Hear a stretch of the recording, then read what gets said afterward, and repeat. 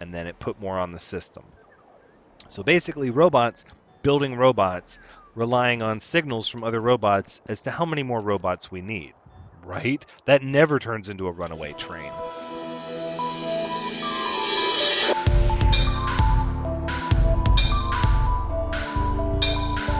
Hello everyone, Thranxes here, and welcome to my Factorio Megabase series. We're going to be starting, this will be episode 1. We're going to be running this series a little differently than the last series. I put out some Factorio videos in the past, mostly showcasing my Covarex enrichment process, and then also a mega nuclear reactor that we were using for our factory, and I was receiving some questions about the supply side and power requirements. I attempted to run a stream, and realistically, it was fraught with technical difficulties and challenges. So I figured we would just start a series featuring the factory because the factory actually needs a lot of work. We have upgrades and things that we can do since the new version that came out, but there's also things that need to be changed because the base kind of grew and the factory got a little large. Also, deposits get used up and we need to make new ones. And so as we go around fixing the factory, or improving it, or revamping it, we're also going to be kind of giving a tour. So the first episode will be a tour of the base, and then the other episodes we'll start talking about fixes. For right now, though, starting up here at our uranium mine, we're mostly just going to be putting speed modules in these drills so that we can actually saturate the belts a little better. Because as the mine is slowly being depleted, the belts are not quite filling up like they should before they get to the centrifuge. And nobody likes empty belts, right? I mean, who's got time for that? I know I don't. So we're going to put all these speed modules because we don't really care. We have tons. And look at that. Belts are backing up. That's a wonderful thing. Did this stack inserter disappear? I'm not sure. Let's go ahead and get one in place there. They're not quite stacking up. Pretty close. Yeah, they're stacking up. Oh yeah, there it goes. Very good. Okay, so now let's talk about the uranium we actually have. In our logistical network, we've got about 1 million uranium-238, not quite 1 million, getting very close, but over 500,000 uranium-235. Currently, we have 3 Covarex enrichment units running full-time. Now, as far as uranium fuel cells go, we actually have 34,000 of those. And we've started making nuclear fuel, which is one of the great things that has been added to the game. There it is. We only have 96. It doesn't take much. It actually lasts a long time and increases the speed of the vehicle to boot. So let's go take this train back, as it's going to carry all of this wonderful uranium back to the base.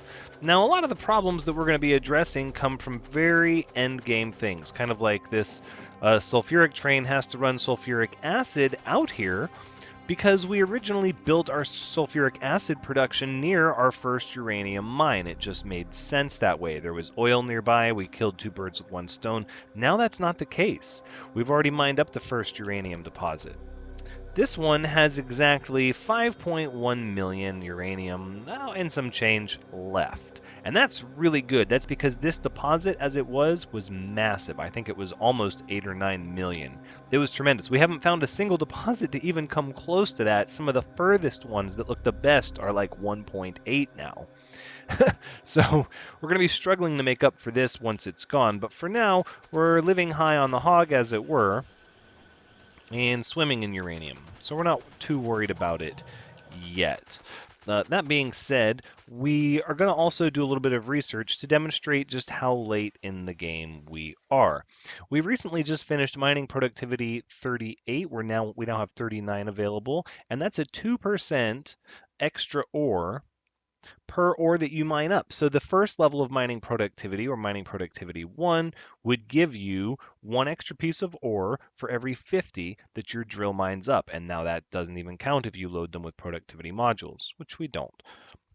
Once you get to 50%, which we're not there yet. We're working towards it. Once you get to 50%, though, you'll effectively have a 100% productivity bonus, meaning you get one piece of ore for free every time you drill up one piece of ore. Tremendous, right? Well, we're going to knock out 3,800 of every research minus military, and we're going to see if during that time this train, powered with nuclear fuel, can get back to where it needs to go. And of course, that's probably not fair because the mining productivity was running for a little bit. Look at that train go. It's got quite a journey. I do think it's going to beat the research, though, as we're getting close. Oh, it is. It is going to beat the research because of that nuclear fuel. Boom. Okay, so now we're back in the main factory, and we're offloading all of our uranium, and our research is wrapping up. It's going to be done here very soon. So that gives you an idea of just how much research we're actually conducting all at once. So we're going to start the tour from here while we continue our research, because we're going to be pushing the bounds of what our productivity can handle, and then we're going to talk about the challenges afterwards. Now, the first main thing to note is that this is where our Covarex enrichment is done. So a lot of our uranium we were processing with robots from bad uranium to good uranium, and we were doing it right here. Because this is sort of where our first uranium deposit was, our first uranium deposit being right up here. So we built this storage area as sort of an interim before we were fully automated with robots back at the main factory. And of course, all of this extra sulfuric acid storage was from back when we were mining up this uranium deposit. And we've since expanded our sulfuric acid production, even though the oil wells have pretty much started to run dry. We actually pump oil in from a train now over here, where we pump out sulfuric acid and we bring in oil from another site. So over here, the oil is processed through clean refining using water into a petroleum-heavy mixture of a petroleum-loaded mixture of heavy oil, light oil, and petroleum. The heavy oil is cracked over here into light oil, and then as it turns out, with 8 refineries sped up and with productivity modules, they can run 8 chemical plants cracking light oil into petroleum, which will also process enough heavy oil through the one cracking plant into light oil, and all of this will make sure that your pipes are saturated with petroleum, which we then turn into sulfur, which we then turn into sulfuric acid. Now keep in mind, we're not really doing anything heavy with batteries at the moment, but this is also based on our production of batteries, which ends up right over here. So we'll talk a little bit about how we load our factory up before we show off the factory. So this is battery production over here, where we ship in copper and we ship in iron, and we offload them into this array of beacons and factories, where we pipe in our sulfuric acid from our large tanks over there, and we churn out loads and loads of batteries. We have a small buffer chest system that feeds into this system. Now, a lot of our systems look like this. They are 4 belts into rows of 4 chests, back into belts balanced, and then loaded back up into 4 chests. But we discovered something. It turns out this was really good when we were doing research that was, 4,000 for the next speed upgrade, or even 8,000 science for the next robot speed upgrade. Our last robot speed upgrade clocked in at 128,000, and we stopped a third of the way through it because we pushed to do it immediately after the 64,000 science research that came before it. And we basically kept running the research until the production side broke. Well, why did the production side break, and why did we design it like this? I'm sure that's what you're asking, because everywhere here you can see this isn't the most efficient way to do it. I mean, here we have an arithmetic combinator to make sure that the trains are offloaded evenly, but other than that, it's not the fastest way to do it. We could offload from both sides, we could do 6, but we were trying to do something that was a little compact, but also left room for expansion. So we're going to cut over here. Let's look at the map real quick. This was the battery manufactory that you just saw over here. And then this is uranium processing with the sulfuric acid processing over here. This is the main line we came in on. I'm just going to show where the nuclear extraction area was, how we started. We rode the rail down past the oil barrel field, where we supplement all of our oil needs everywhere. And as you can see, this area is also not beyond needing attention. We'll have to fix that as well. Then we have our brick furnace. Now this did not slow down or fail to keep up during the heavy research. In fact, neither did the batteries, but we were able to identify key areas that did fall apart. Now these are the remnants of oil fields, and we use them in a cracking system similar to the sulfuric acid, where we have 8 refineries, 8 light oil to petroleum, 1 heavy to light, and then we saturate it with plastic producing chemical plants, and we keep the belt full of coal. And as you can see, this puts out quite a phenomenal amount of plastic, which we then feed into a similar buffer system, which then feeds 4 belts into 1. And look, as you can see, this is starting to get lopsided. See, these are part of the things that we're going to have to change as we upgrade each section to keep it better able to handle throughput. Because what's going to happen is this train is going to get to where this last cargo container is not full and all the rest are, and it's going to have to wait for the plastic to trickle down. The green circuit areas, you can see, have a much larger buffer system, and we did something a little fancy for the circuit systems. But they also have another buffer system previous in 2 separate lines. So this is the first green circuit production facility we have, and it's over here by the plastic. So you can see it uses a similar system of offloading iron and copper, which we're having problems with the copper demand, but we're going to go over that as well. But really, it's just because we're making so many green circuits, and these are all productivity moduled factory 3s, beaconed with speed module 3s to get just as fast as we can crank the circuits out. You can see it's going faster than you can count. It's multiple green circuits per second. So much so we have to unload it with 2 stack inserters at a time just to keep up. Now, west of there, we have the blue circuit production area, which is also has a buffer system that feeds a train similarly, and it uses 2 green circuit setups and 1 red-green circuit setup to make blue circuits just as fast as it can. Now this obviously doesn't saturate the belt. Far from it. Blue circuits are tremendously resource intensive, and in order to speed this up to a point, if blue circuits became the limiting factor during research, we would need an entire second area built over here to process another line of green, another 2 lines of green, and a line of red and sulfuric acid in order to double up this. But this is far from half full, so that would not even saturate the line, but it would get us closer. Fortunately, blue circuits were not the limiting factor. As you can see, they didn't take much of a hit at all. So that's our blue circuit city. This is green circuit assembly, plastic mixing. If you go north of here, you have the copper foundry. So all of our raw copper is actually shipped into these depositing zones and then run through a massive furnace array and into a huge buffer system that catalogs and backlogs all of our copper just to get it out of the ground faster. From there, we ship copper plates over to the trains, and as you can see, their buffer systems are depleting because we're using more copper than we had originally planned for. In this situation, we would actually need more lanes of copper to fill up this train in order to eliminate this backlog. And that's part of what the copper foundry is going to need fixed. Over here we have a waiting spot for 3 trains per line, similar for pickup. To the west of that we have the iron foundry that is the same setup but for iron.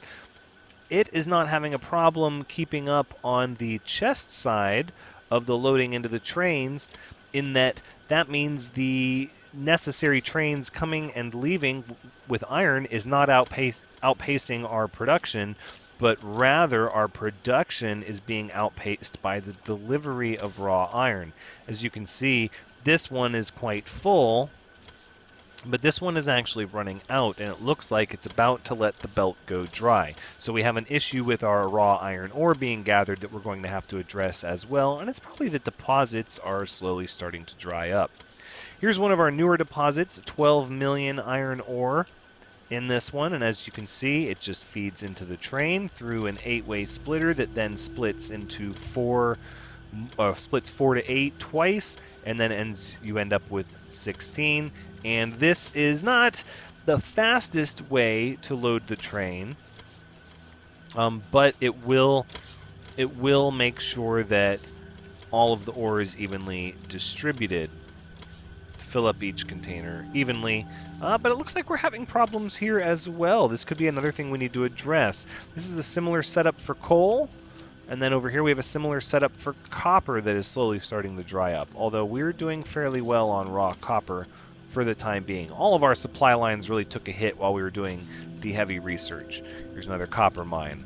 Up here to the north of the copper foundry, we have, well, actually no, let's touch on the steel foundry before we go up to the north.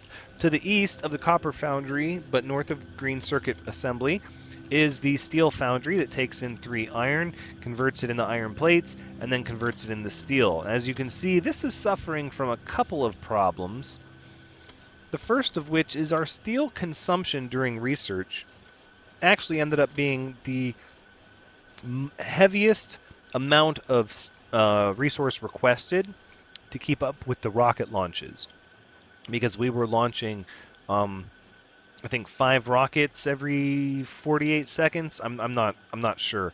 But the steel was going much faster than we could bring it in, and that's for 2 reasons. One, our iron ore supply side is actually failing. We must have a jam in the train system, or just ore deposits are starting to run out and trains are taking longer to fill up, because this should be saturated with iron at all times. And as you can see, it's not. It's routinely running dry, which is causing this to slow down even more. But again, similar to the blue circuits, this belt is not even saturated as it comes into the buffer system. So of course, we're almost down to our halfway point in the buffer system.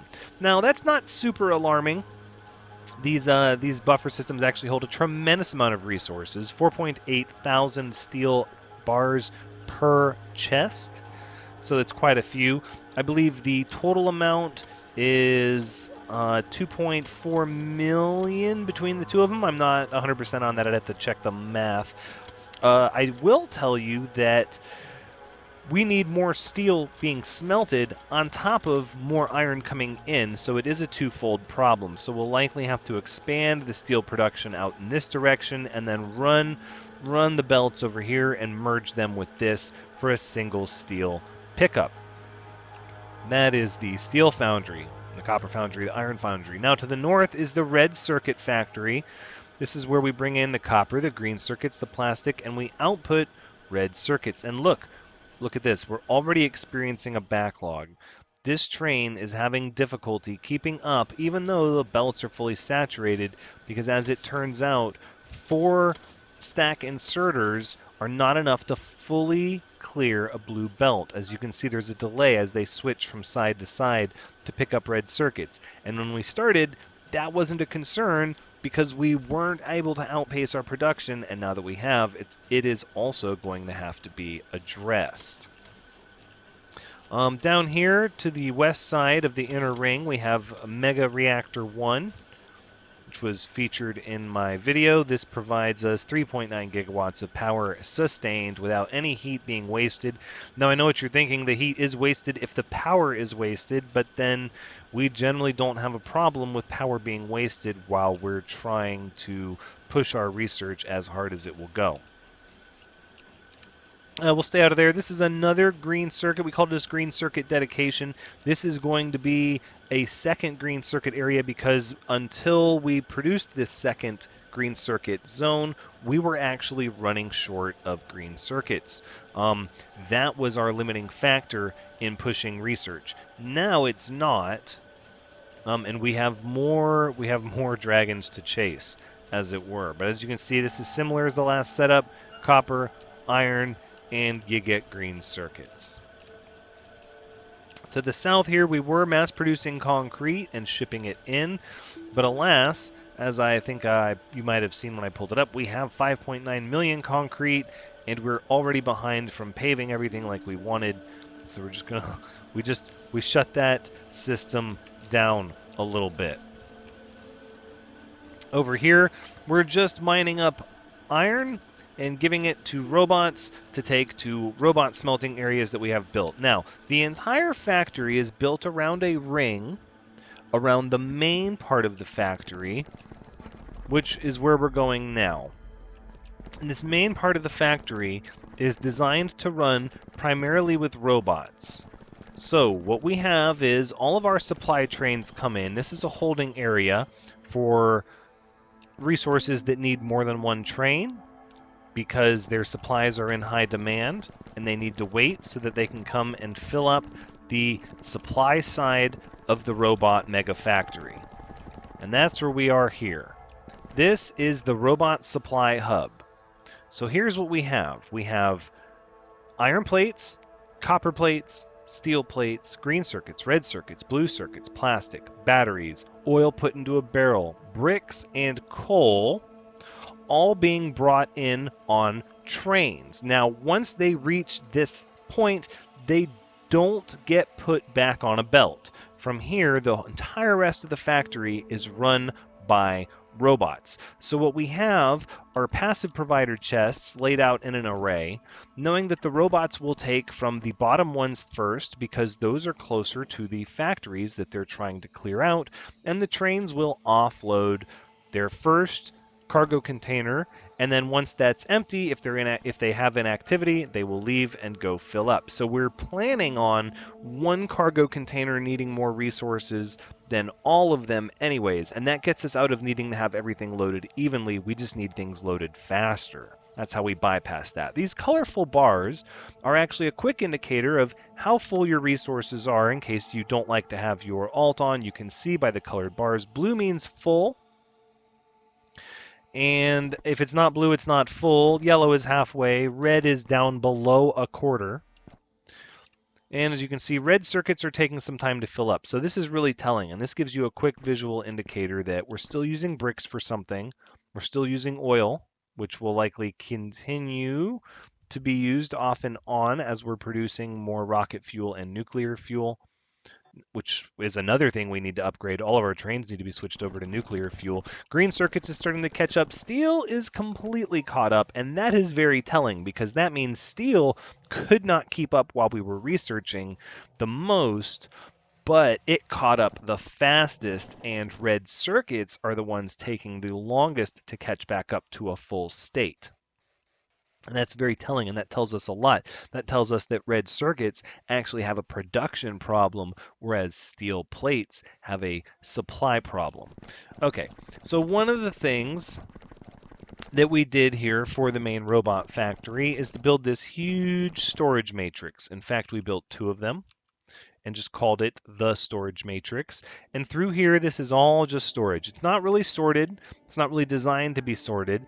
It's just designed to pick things up and get them over here. We can always sort them later, but we didn't want any backlogs with our robot HUDs. We didn't want any halos of robots trying to deliver goods and being stuck. So we just loaded it with roboports and storage chests. And as you can see, much of it is unused. There's still a lot of room to store things, but we're also pulling out of here. So these storage chests will be the first ones used if an item is requested over the passive providers.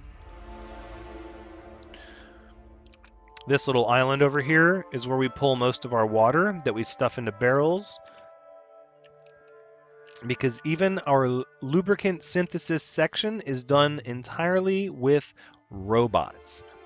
All the fluid that we need is brought in barrels, whether it be oil or water, and lubricant is shipped out, as well as flamethrower fuel, which is piped and made over here in this section.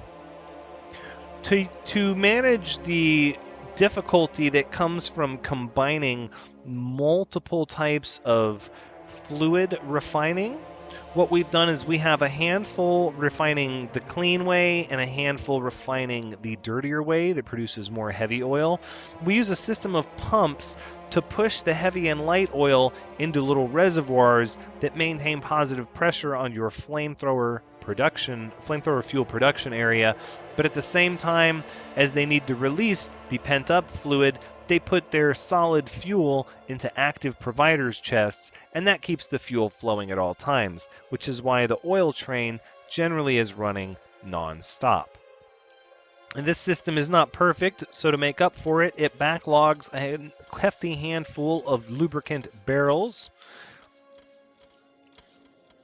and seems to run fairly well. As you can tell, the speed modules and the productivity modules are sort of balanced around. This was the trickiest one to set up, I will admit, and I don't think it's necessarily perfect. It would be hard for me even to go through it all with the pipes, but needless to say, we got it done, and it meets our demands. This has never had a problem with any part of supply, either lubricant or solid fuel or flamethrower ammunition. This is a little oil pump area because we had some oil production here in the base, and even though it started running dry, we thought we would just barrel up as much as we could to pad our supply of barrels.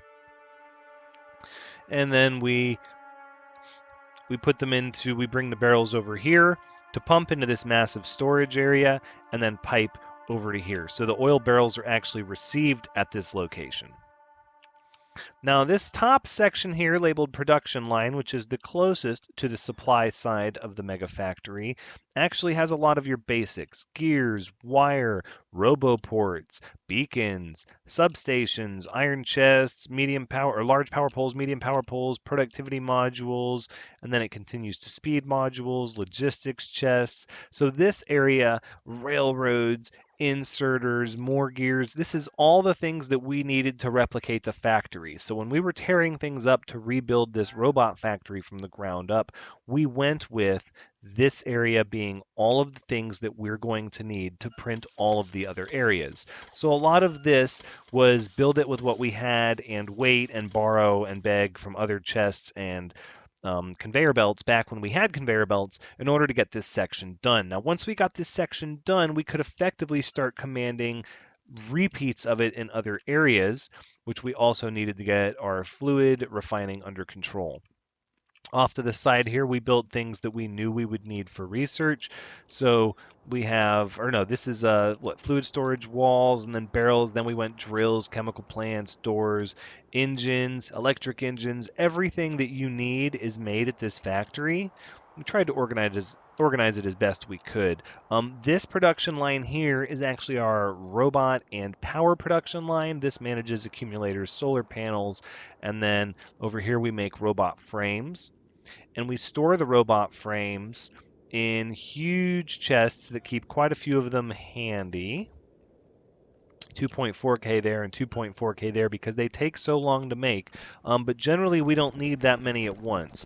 So we're going to head over to the robot production area, and you can see here, it's a little busy, but you can see we have construction robots being manufactured here, and we have logistics robots being manufactured here. So if you need to request some, you'll likely end up getting some off of long-term storage in the storage matrix. But what these roboports do is they actually check all of these signals to come up with a conclusion of whether or not more robots need to be in circulation. So you can see right now we're using about 3,700, give or take a few hundred, logistics robots to maintain what we're doing. No construction robots are in use right now. And what we have are chests full of logistics robots, and these factories can make many more very quickly as long as they have flying robot frames and red circuits, which they do. And as they fill up this chest, this inserter checks to see if X is less than R, or else it doesn't work. Now, what is X and R? Well, X is how many available logistics bots we have total, which is 28,000. This doesn't change X and just repeats it. Again, if X is less than R over here, same thing. Well, where are we getting R from, right? R is Y divided by 10, and then we get R. Well, what is Y divided by 10? Y is the total logistic robots, period. So available, I misspoke before, available you can see here for a minute.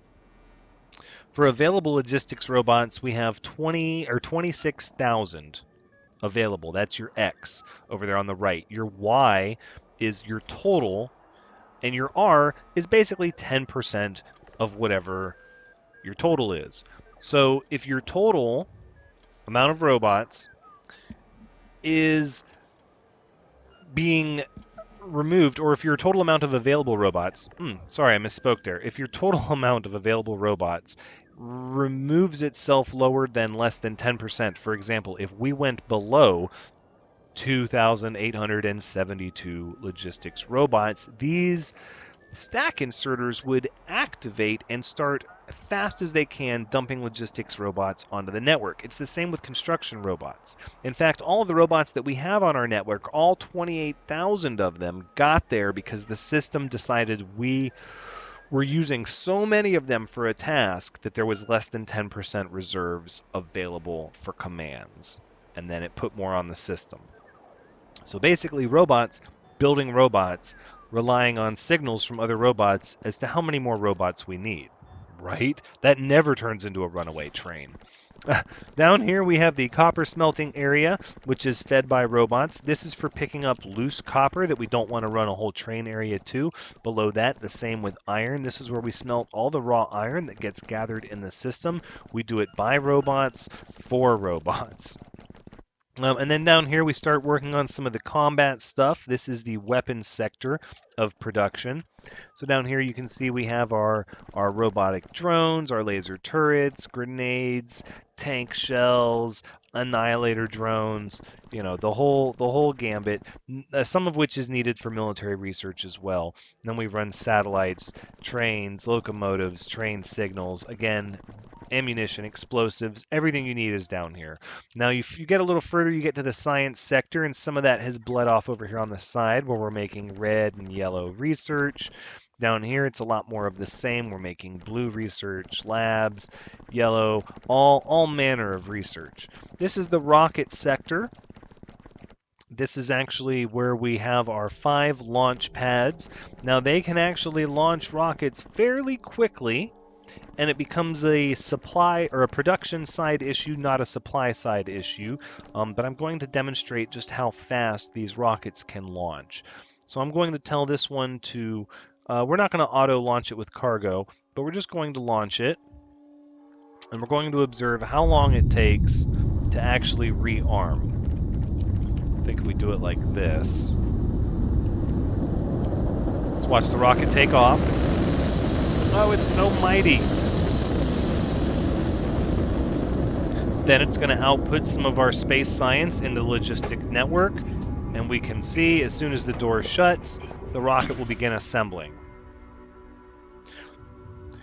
Now, obviously, the issue is going to become a production side issue because we're arming the rocket to where it's ready for launch in about, I don't even think that's a solid 30 seconds. But when you set this to auto launch with cargo, it really becomes about how fast you're making satellites and other rocket parts. So for that reason, we require a lot of rocket part manufacturing while we're launching all 5 rockets in succession, which, by the way, it takes all 5 rockets in succession to keep up with our research on auto launch. So for that, we have Rocket Assembly 1, which is a row of rocket fuel, lightweight materials, and rocket control units. We have a Rocket Assembly 3 over here by the second mega reactor. Again, rocket fuel, lightweight components, rocket control units. This is the second mega reactor we use. Again, it's kind of being wasted right now, but when we're researching, it's not. This is Rocket Assembly 2. That one was 3. A third row of rocket assembly, and then we come down here to a 4th row of rocket assembly. And this was, I dare say, trying to keep up with the 5 rockets, but then is when our steel became an issue. So these are our science labs. We're going to talk a little bit about why our production side broke down or supply side broke down while we were researching. When we started, this was the pentultimate plan, was to get a block like this, set up, pipe some science into it, beacon the heck out of it, and then 1, 2, 3, 4, 5, 6, 2, 3, 4, 5, 6, 7, 8, 9, so 54 science labs, and we thought, that's going to be the pent ultimate. We'll never need more than that. And that would work. Our production side, our supply side, it would have kept up with that just fine. We could have researched forever, but it got slow. So then it was very easy to go, well, let's just double it. Let's build a parent unit or a pair of units where we pipe the same stuff in and we just double it. And that worked. But again, it was slow. So then we thought, well, what if we just double that? What if we take that as like the staple and we make another one of those? And even that ended up being not fast enough. I said, well, what if we double it again? What if we do 4 different lab complexes comprised of 2 each? So at 54 labs times 8, you're talking, that's going to be 32 plus... oh, goodness. 40. So it's going to be 432. I'm going to have to math check me on the edit. But that is a lot of science. And they process quickly because they are loaded up with speed beacons all over the place. Speed effect plus 1,195% on the lab. That is why we broke the supply and production ends of our mega factory. Now that about concludes the tour. As you can see, we've got a few different things going on that we have to handle. One is we need to hurry up and get all of this copper out of here because we're going to need more robot factories stacked over here to support the lab complex. We built ourselves an emergency relief from steel so that these inserters know to check how low this light system is, or the surplus in the logistical storage network, and then they will offload. So we had another steel train trying to backload the system with robots over here just to unload steel as fast as we could. So that too will have to change. We're going to need more uranium. The iron mines are starting to fail. I believe we had a large one down here that's starting to come apart, and as trains have to wait, they back up. Exactly. Oh, and look, that's blocking the coal train as well. Up here, we kind of have a similar force working against us. Now, this iron setup is a little bit of a hodgepodge. In fact, we set this up kind of before we had an idea in mind. And it got a little crazy, as you can see. Didn't need to be like this. But this one is also running out. It is coming to an end, and there's really no need to have 2 trains going to it anymore because they're just going to stack up.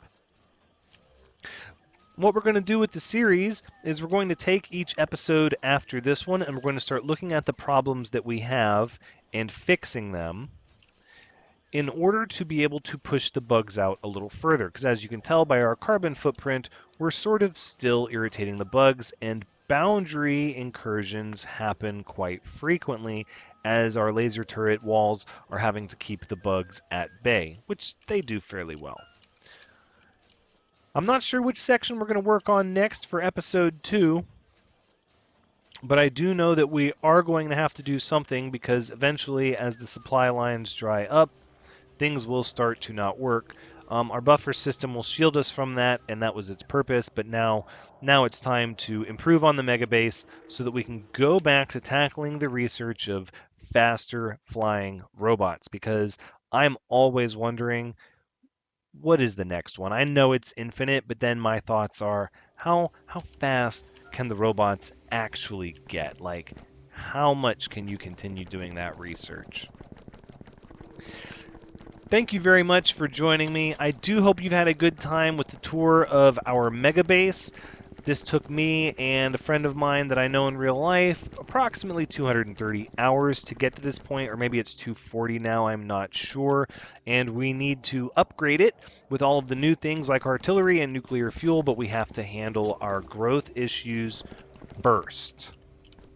So join us next time as we tackle the first issue and move forward into making sure that we can keep up with the high end of the endgame research. But until next time,